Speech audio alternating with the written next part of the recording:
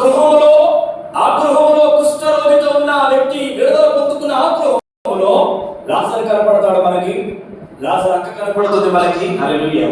వంట చేయడానికి సహకారిగా అక్క కనపడుతుంది అక్కడ. హల్లెలూయా.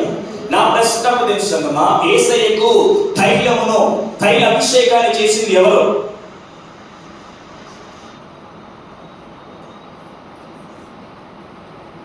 హల్లెలూయా. హల్లెలూయా. యేసయ్యకు తైల అభిషేకాన్ని చేసింది ఎవరు? మరియా. హల్లెలూయా. యోహాను సువార్తలో ఈజీగా మనకు అర్థమవుతుంది. మరియా యేసయ్యకి ఏం చేసింది? తైల అభిషేకాన్ని చేసింది. ఎందుకు యేసయ్యకు తైల అభిషేకం చేశారు అన్న విషయం పైన కొన్ని విషయాలు చెప్పి నేను ముగిస్తాను. తెలుసుకున్నామా, దేవుడు ఏమి మాట్లాడమన్నాడో, ఏం మాట్లాడాలని పంపించాడో, హల్లెలూయా, ఆ విషయాలు చెప్పి నేను నాకున్న సమయంలో వాక్యాన్ని ముగిస్తాను. ఎంతమంది సిద్ధంగా ఉన్నారు? హల్లెలూయా. విలువైనది గమనించండి తెలుసుకున్నామా, చాలా విలువైనది యేసయ్య పాదాల దగ్గర ఉంది. ఈరోజు నీకు నాకు ఏది విలువైనదో అది నా జోబులో ఉండకూడదు, అది నా లాకర్లో ఉండకూడదు, అది నా బ్యాంకులో ఉండకూడదు. ఏదైతే నీకు నాకు విలువైనది అనుకుంటానో ఆ విలువైనది యేసయ్య పాదాల దగ్గర ఉంటేనే నీకు నాకు పరలోకంలో గొప్ప స్థానం ఉంటుంది. హల్లెలూయా. విలువైనది దాచుకున్నప్పుడు, విలువైనది నాకు సొంతానికి లేదా నా ఖర్చుల కొరకు నేను వాడుకుంటే ఖచ్చితంగా నేను నష్టపోతానేమో, కానీ వాక్యం సెలవిస్తుంది విలువైన అత్తర్ని మరియ యేసయ్య పాదాల దగ్గర సమర్పించింది. హల్లెలూయా. ఆయన పాదాల దగ్గరే నీకు నాకు సమస్త విషయాలకు ప్రత్యక్షంగా ఆశీర్వాదం ఉంది. ఆయన పాదాల దగ్గర నీకు కావలసిన ఆరోగ్యం ఉంది. ఆయన పాదాల దగ్గర నీకు కావలసిన సమస్తము దాగి ఉంది. ఆయన పాదాలను విడిచిపెడితే నీకు స్వర్గం లేదు. హల్లెలూయా. ఎందుకు మరియా యేసయ్యను విలువైన అత్తరుతో ఆయన పాదాలు కడిగి అభిషేకించింది? అక్కడ కొంతమంది అంటున్న మాట, అమ్మాయి తైలాన్ని ఎందుకు వ్యక్తం చేస్తున్నావు? దీని ఎంతకు 300 రూపాయలకు అమ్మి బీదకి ఇచ్చింటే సరిపోను కదా. హల్లెలూయా. ఆ కాలంలో 300 రూపాయలు అంటే ఒక సంవత్సరానికి దొరికే కూలి. 300 రూపాయలు, 300 దినాలు అంటే ఒక సంవత్సరానికి వచ్చే కూలికి తెలుసు. ఆ మాట ఏమంటారంటే యోహాను సువార్తలో క్లియర్ గా ఉంది. యూదా ఆ మాట అంటున్నాడు అక్కడ, అమ్మ దీన్ని ఎందుకు వేస్ట్ చేస్తున్నా, దీన్ని అమ్మి బీదలకు ఇచ్చింటే బాగుండు కదా. అప్పుడు ఆయన అక్కడ ఒక మాట అంటాడు యేసయ్య తెలుసు. ఏమంటాడంటే, అయ్యా బీదలు ఎప్పుడు మీతో ఉంటారు, బీదలు ఎప్పుడు మీతో ఉంటారు. నీకు నాకు ధనం మీద ఆశ ఉంటే, నీకు నాకు ఒకవేళ దేవుని కంటే ఎక్కువగా దేని మీద నేను ఆశతో ఉంటానో, దేని మీద ఎక్కువగా నాకు ఆశ ఉంటుందో ఆశ నాతో ఎప్పుడు ఉంటుంది. హల్లెలూయా. కానీ దేవుడు నాతో ఉన్నాడు. ఒక ప్రశ్నమైనా అమ్మా ఇక్కడ ఉన్నాను, నేను కొట్టేదా చూస్తున్నా లేదు కదా. హల్లెలూయా. ఒక ప్రశ్న, నేను యేసయ్యలో ఉన్నానని వచ్చి చెప్తాడు, ఆలోచించేస్తాడా? నేను యేసయ్యలో ఉన్నా, యేసయ్యలో ఉంటే ఏది నీకు విలువైనది? యేసయ్య పాదాలా, మరియా ఏది నీకు విలువైనది? యేసయ్య దగ్గర నుంచి ఎన్నో అద్భుతాలు పొందుకున్నావా? యేసయ్య దగ్గర నుంచి ఎన్నో మేలు పొందుకున్నావా? 5 చేపలు 5,000 మంది పంచినప్పుడు 5,000 మందిలో 5,000 మంది భోజనం చేసి తృప్తి పొందిన వారందరూ కూడా అంటున్న మాట, మాకు యేసయ్య వద్దు, మాకు బరబ్బ కావాలి. మాకు యేసయ్య వద్దు, మాకు బరబ్బ కావాలి.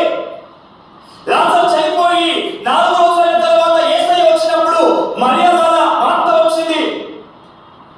హల్లెలూయా. పశ్చాత్తాపముతో వెలిగిన హృదయముతో యేసయ్య ఒక గృహంలో ఉన్నాడన్న వార్త విన్న వెంటనే మరియ విలువైన దాన్ని తీసుకుని యేసయ్య పాదాల దగ్గరికి వచ్చింది. హల్లెలూయా. తన హృదయాన్ని తన హృదయం నలిగిపోయింది. తన హృదయాన్ని పూర్తిగా యేసయ్య చేసిన ఉపకారానికి మరియ హృదయం పగిలింది కనుకనే తనకు ఏది విలువనుకున్నారో, సమాజం ఏది విలువనుకుంటుందో ఆ విలువైన దాన్ని యేసయ్య పాదాల దగ్గరికి తీసుకొచ్చి ఆయన అభిషేకించి మొట్టమొదటి అధిపతిగా యేసయ్యను ఎందుకు అభిషేకించిందంటే ఆయనలో రక్షించే సామర్థ్యం ఉందని మరియ గ్రహించింది గనక. హల్లెలూయా. ఈయన చనిపోయిన వారిని కూడా లేపగలడు. ఈయనలో ఉన్న వారిని కూడా ఆయన తనతో పాటు తన రాజ్యంలో చేర్చుకోగలడు అనే సామర్థ్యం మరియలో ఆయన సామర్థ్యం ఆయన ఉందని విషయాన్ని మరియ గ్రహించింది కనుక విలువైన దాన్ని యేసయ్య పాదాల దగ్గర సమర్పించింది. హల్లెలూయా. నువ్వు యేసయ్యలో ఉన్న బిడ్డవైతే దేవుసంగమా నీ జీవితం ఆయన పాదాల దగ్గర ఉండాలి. నీ జీవితంలో యేసయ్య ముఖ్యమైతే నీ జీవితం ఆయనకు సమర్పించబడి ఉండాలి. నీ జీవితంలో యేసే ముఖ్యమైతే ఆయన చెప్పినట్టుగా నడిచే బిడ్డవై ఉండాలి. నీ జీవితంలో యేసే ముఖ్యమైతే ఆయన తప్ప నీ జీవితంలో ఇంకొకరికి చోటు ఉండకూడదు. ఈరోజు చాలా వరకు ఏం చేస్తుంది తెలుసా? దేవుని మాటల్ని చాలా ఈజీగా సాంబార్లో కరివేపాకు లాగా ఎలా తీసి పడేస్తామో దేవుని మాటలు కూడా అలాగా నచ్చినవి మాత్రం ఏం చేస్తా పట్టుకుంటాం, నచ్చనివి అమ్మా. హల్లెలూయా, హల్లెలూయా, హల్లెలూయా. దేవుడిని దీవిస్తాడు. పాస్టర్ గారు ప్రార్థించి దేవుడిని దీవిస్తాడు, చాలా సంతోషం.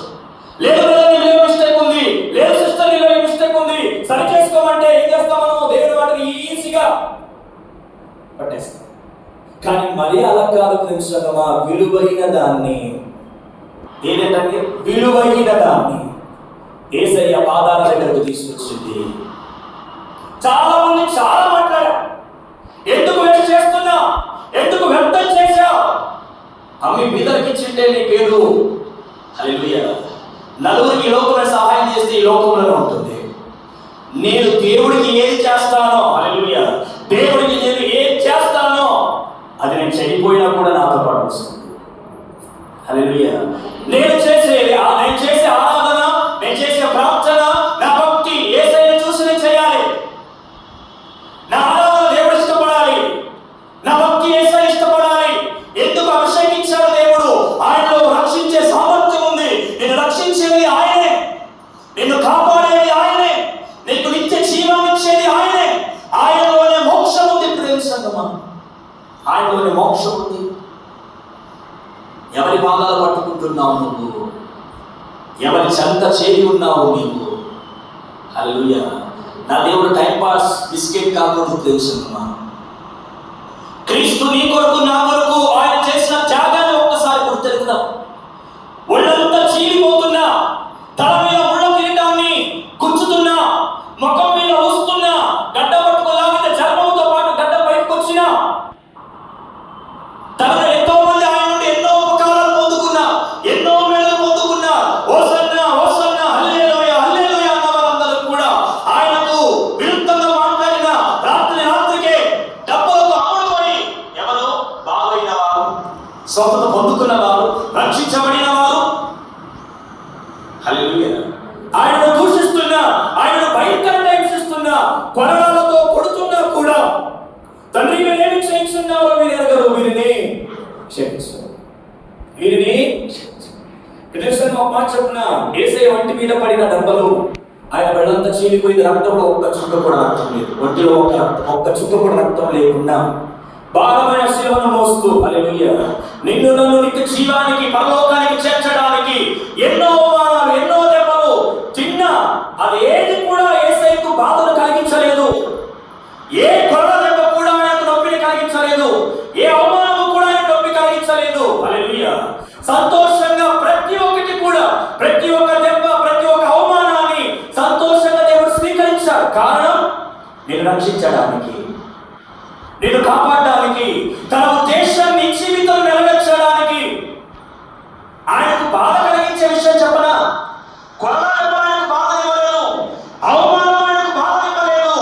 నీవు నేను ఎప్పుడైతే దేవునికి అవిధేయులుగా ఉంటామో, నీవు నేను ఎప్పుడైతే దేవునికి విరుద్ధంగా ఉంటామో, నీవు నేను ఎప్పుడైతే దేవుని మాటకు వ్యతిరేకంగా ఉంటామో ఆయనకు చాలా పెద్ద గాయం తెలుసుకున్నా. నీ నుండి నా నుండి దేవుడు ఎదురు చూస్తున్నది దేవుడికి దొరకకపోతే హల్లెలూయా చాలా బాధపడతాడు ఆయన. నేను ఎందుకన్నా నరులను సృష్టించానని హృదయంలో దేవుడు నొచ్చుకున్నాడని ఆదికాండము మనం చూస్తాం. ఎందుకన్నా సృష్టించానా వీరిని? స్టిల్ దేవుడు ఇప్పుడు కూడా నేను చూసి బాధపడుతున్నాడా, సంతోషిస్తున్నాడా? మరియ గ్రహించి ఈయనలో రక్షించే సామర్థ్యం ఉంది కనుకనే విలువైన తైలముతో దేవుడు అభిషేకించు. ఈరోజు దేవుడు నువ్వు ఏమిచ్చావు? నీకోసం ఎన్నో చేశాడు దేవుడు. హల్లెలూయా. ఫిలిప్పీ 2వ అధ్యాయం 5వ వచనం నుండి. ఫిలిప్పీ 2వ అధ్యాయం 5వ వచనం.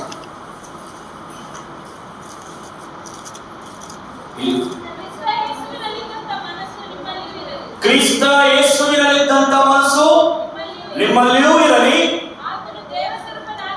ఆతను దేవుల ಸ್ವರೂಪನಾಗಿದ್ದರು ದೇವರಿಗೆ ಸರಿ ಸಮಾನವಾಗಿರುವ ಪದವಿಯನ್ನ ಬಿಡಲನ್ನು ನೆನೆಸದೆ ತನ್ನನ್ನು ಬದಲಿ ಮಾಡಿಕೊಂಡು ದಾಸರನ್ನು ಧರಿಸಿಕೊಂಡು ಮನುಷ್ಯರಿಗೆ ಸಾದೃಶ್ಯನಾದನು. ಹೀಗೆ ಆಕಾರದಲ್ಲಿ ಮನುಷ್ಯನಾಗಿ ಕಾಣಿಸಿಕೊಂಡು ತನ್ನನ್ನು ತಗ್ಗಿಸಿಕೊಂಡು ಮರಣವನ್ನು ಅಂದರೆ ಶಿಲುಬೆಯ ಮರಣವನ್ನು ಹೊಂದಷ್ಟು విధేయవాదను. హల్లెలూయా, హల్లెలూయా. యేసయ్య చనిపోయాడు. యేసయ్య చనిపోయాడు కదండి. యేసయ్య చనిపోయాడు. యేసయ్య నా కొరకు చనిపోయాడు. యేసయ్య కొరడాలతో దెబ్బలు తిన్నాడు. యేసయ్య అవమానించబడ్డాడు. ఇవన్నీ కూడా మనం ఈజీగా మాట్లాడతాం తెలుస్తున్నాం కదా. ఇవన్నీ కూడా మనం ఈజీగా మాట్లాడతాం. అక్కడ ఉండి హల్లెలూయా ఆ కొరడా దెబ్బలు ఆయన మీద పడుతున్నప్పుడు ఆయన నీ కొరకు నా కొరకు ఎంత తన్ను తాను తగ్గించుకున్నాడో, ఎంతగా శిలువకు ఆ కొరడా దెబ్బలకు తన్ను తాను సమర్పించుకున్నాడో ఒక్కసారి ఆలోచన చేద్దాం. చేతికో కాలుకో చిన్న గాయం అయితేనే తట్టుకోలేము మనం. ఒళ్ళంతా చీలిపోయింది. భయంకరమైన వేదన నీకోసం తెలుసమ్మా. శిలువ మరణమంతగా తన్ను తాను తగ్గించుకున్నాడు దేవుడు. ఎందుకు తెలుసా? నిన్ను హెచ్చించడానికి, నిన్ను పరలోకంలో చేర్చడానికి తన్ను తాను తగ్గించుకున్నాడు ఆయన. నీ కొరకు నా కొరకు ఆ కల్వారి శిలువలో మానవుడు చేసే ప్రతి అవమానానికి తగ్గించుకున్నాడు దేవుడు. వాక్యం అంటుంది ఫిలిప్పీ పౌలు భక్తుడు ఫిలిప్పీ సంఘానికి అంటున్న మాట, యేసుక్రీస్తు మనసు ఈరోజు నీకు నాకు ఉండాలి. యేసుక్రీస్తులో ఉన్న మనసు అదే మనసు ఈరోజు మనకుంటా. ఆ మనసు ఉన్నవాడే పరలోకానికి వెళ్తాడు తెలుసు. హల్లెలూయా. చదివిన వచనాల్లో 4 సంగతులు చూస్తాం. 4 సంగతులు. ఆయన నీ కొరకు పదవిని విడిచిపెట్టాడు. ఆయన నీ కొరకు తను తాను సమర్పించుకున్నాడు. ఆయన నీ కొరకు లోబడ్డాడు. నీ కొరకు తను తాను తగ్గించుకున్నాడు. హల్లెలూయా. ఇవన్నీ చూసిన, ఇవన్నీ ఉన్నాయని మరియ ఎరిగి యేసయ్యను అభిషేకించి విలువైన దాన్ని తీసుకొచ్చి అభిషేకించి, ఈరోజు నాకు ఏది విలువ అనుకుంటానో అది ఎక్కడుండాలి తెలుసా? యేసయ్య పాదాల దగ్గర ఉండాలి. ఆయన నా జీవితంలో విలువైన వ్యక్తిగా ఉండాలి. హల్లెలూయా. సాధారణంగా మనకి ఎవరైనా ఒక 10,000 అప్పులో ఉన్న 10,000 ఇచ్చారనుకోండి, ఏం చేస్తాం మనం? ఏం చేస్తాం? హలో, మాకు ఉపకారం లేదని అర్థం. మీరు మౌనంగా అవునా? 10,000 ఇచ్చారు. నువ్వు అడిగిన వెంటనే, నువ్వు కష్టంలో ఉన్న వెంటనే నీకు 10,000 ఇచ్చారు. ఏం చేస్తాం మనం? జోలు పెట్టుకుని టాటా బాయ్ బాయ్ అంటావా? అమ్మా థ్యాంక్స్ అంటావా లేదా? థ్యాంక్స్ అంటావా లేదా? హల్లెలూయా. ఎందుకు థ్యాంక్స్ అంటావు? ఆదుకున్నాడు కనుక నిన్ను ఈరోజు దేవుడు రక్షించాడు తెలుసు. ఎక్కడో నువ్వు నేను బురదలో ఉన్నా, ఎక్కడో నువ్వు నేను చీకటిలో ఉన్నా, ఎక్కడో నీవు నేను అశుద్ధమైన స్థలంలో ఉన్నా, ఈరోజు ఆయన పాదాల దగ్గర నువ్వు కూర్చున్నావంటే ఆయన కాచిన రక్తం, ఆయన కొరకు పెట్టిన ప్రాణం. హల్లెలూయా. నీ చేతులతో నా చేతులతో చేసిన ప్రతి పనికి రాని పనికి ఆయన మేకులతో కొట్టించుకున్నాడు తెలుసుకున్నా. తలలో ఆలోచనతో చేసిన పాపాలకు ముళ్ళ కిరీటాన్ని పెట్టించుకున్నాడు. ఈయనలో రక్షించే సామర్థ్యం ఉంది.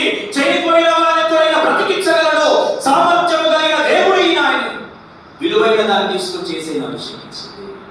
ఈరోజు నువ్వు ఆరాధించే దేవుడు గురించి నువ్వు ఎరిగి ఉంటే నువ్వు నిర్లక్ష్యంగా ఉంటావు.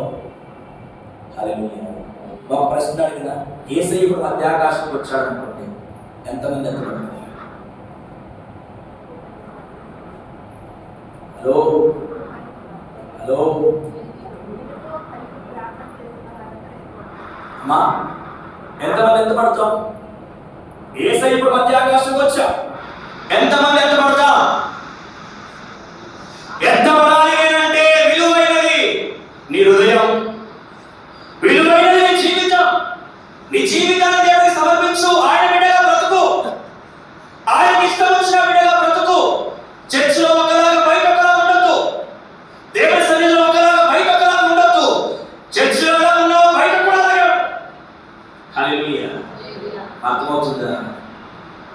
ఎలాగున్నా నేను ఈరోజు నా జీవితం ఎలా ఉంది? విలువైనది నీ హృదయం తెలుసుకున్నా. సామెతల్లో దేవుడు ఒక మాట అంటాడు, నా కుమారుడా నీ మనస్సు నాకు ఇవ్వు, నా కుమారుడా నీ హృదయాన్ని నాకు ఇవ్వు. ఎందుకు హృదయాన్ని దేవుడికి ఇవ్వాలి అంటే వాక్యం అంటుంది, హృదయం మోసకరం కనుక. హల్లెలూయా. హృదయం నిన్ను నన్ను నాశనము చేస్తుంది కనుకనే ఆయన చేతిలో నా హృదయం ఉంటే నేను భద్రంగా ఉండగలను, దేవుని రాజ్యంలో చేరగలను. ఒకే ఉద్దేశం సంగమా, ఈ 40 రోజుల ఉపవాస ప్రార్థన ఎందుకండి? ఎందుకు 40 రోజులు ఉపవాస ప్రార్థన? అమ్మా మాట్లాడే మాటలు రావా? నేను మాట్లాడతా అనుకుంటున్నాను. ఎందుకు 40 రోజులు ఉపవాస ప్రార్థన చెప్పాలి? మొదలు ప్రశ్న దేవుడు అక్కడ అడుగుతాడు, కర్మేసే సంగమా నా కోసం ఏం తెచ్చావు దేవుడిని అడిగితే ఏం తీసుకెళ్తావు దేవుడికి? హల్లెలూయా. ఎందుకయ్యా 40 రోజుల ఉపవాస ప్రార్థన అంటే నిన్ను నువ్వు బలపరచుకోవడానికి. ఎందుకు సేవకులు వేరే వేరే సంఘాల నుండి వేరే వేరే ప్రాంతాల నుండి పాస్టర్లను పిలిపించి ఎందుకు వాక్యాలు? హల్లెలూయా. నువ్వు బలపడడానికి, ఎండిపోయిన జీవితం చిగరాలని, దేవుళ్ళు బలంగా ఉండాలని, దేవుళ్ళు నడవాలని, దేవుళ్ళు ఎదగాలని. హల్లెలూయా. సడన్ గా యేసు మధ్యాకాశంకి వచ్చాడు అనుకోండి, నువ్వు ఎత్తబడాలని. హల్లెలూయా. విలువైనది తెలుసుకున్న ఆయన పాదాల దగ్గర ఉండాలి. నీ హృదయం చాలా విలువైనది. మోసపోవద్దు, మోసపోవద్దు. మనుషుల మాట విని, హల్లెలూయా, లోకం మాట విని మోసపోవద్దు. సామెతలు 4:5 వచనంలో వాక్యం సెలవిస్తుంది, నీ హృదయము నా మాటలను పట్టుదలతో పట్టుకొని. సామెతలు 4:5 వచనం, జ్ఞానము సంపాదించుకోమా. 4వ వచనం చదవండి.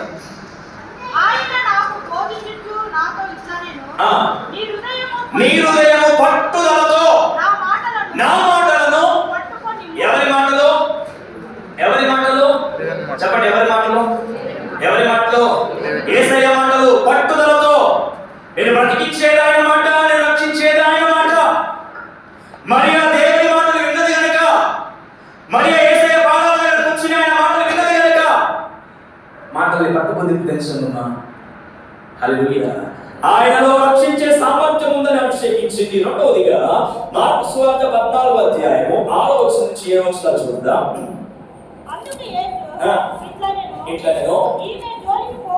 ఈమె జోలికి పోకుడి, ఈమెను ఎందుకు తొందర పెట్టుచున్నారో, ఈమె నా ఎడల మంచి కార్యము చేసెను, బీదలు ఎల్లప్పుడూ మీతోనే ఉన్నారు, మీకు ఇష్టమైనప్పుడల్లా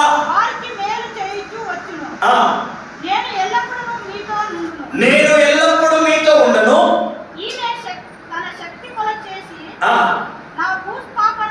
నా భూస్థాపన నిమిత్తమై నా శరీరమును క్రీస్తు మరణానికి, క్రీస్తు మరణానికి, క్రీస్తు దేహాన్ని, హల్లెలూయా, మరియ సిద్ధపరిచింది తెలుసుకున్నా. ఎందుకు క్రీస్తుకు అభిషేకం అనగా మరణానికి తన దేహాన్ని సిద్ధం చేసింది. తనకు తెలియదు, అక్కడున్న వారికి తెలియదు, ఏం చేస్తుందో తనకు తెలియదు. కానీ తనకు తెలిసిన విషయం ఏంటి తెలుసా? నేను విలువైన యేసయ్య పాదాలు కంటిస్తున్నా, విలువైన యేసయ్య పాదాల దగ్గరికి వస్తున్నా. కానీ హృదయంలో హృదయ రహస్యాన్ని ఎరిగిన దేవుడు, సమస్తము ఎరిగిన దేవుడు అంటున్న మాట, నా దేహాన్ని మరణానికి సిద్ధం చేయడానికే అభిషేకిస్తుంది. హల్లెలూయా, హల్లెలూయా, హల్లెలూయా. నా దేహాన్ని, నా దేహం మీద పడే ఒక్కొక్క దెబ్బ, చిన్న మాట ఎవరనంటే ఏం చేస్తామండి మనం? అమ్మా లో చిన్న మాట ఎవరన్నా అన్నారు అనుకోండి, అత్త కోడలు తిట్టింది అనుకోండి, పొరపాటు భర్త రాగానే, కొడుకు రాగానే వేరే కాపులు పెడదాం. హల్లెలూయా. భర్త చిన్న మాట, చిన్న మాట